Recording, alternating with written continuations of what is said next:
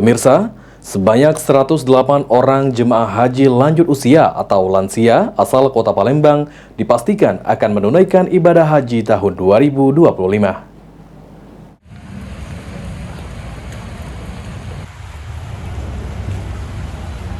Sebanyak 108 orang jemaah haji lanjut usia atau lansia asal Kota Palembang dipastikan akan menunaikan ibadah haji tahun 2025.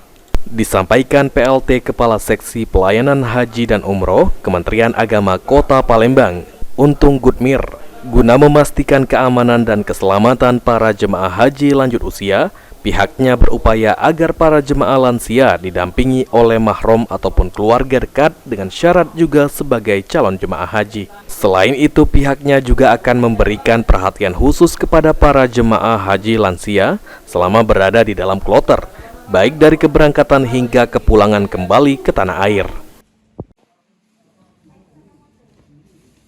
Tentunya kita berusaha mereka ada mahram ya, dan itu sudah diusahakan, bisa anaknya, bisa saudara kandungnya, sedang diupayakan dengan persyaratan yang sangat ketat, sehingga yang bisa menjadi mahram itu orang-orang yang mempunyai sesuai dengan aturan, jadi bukan sembarang orang.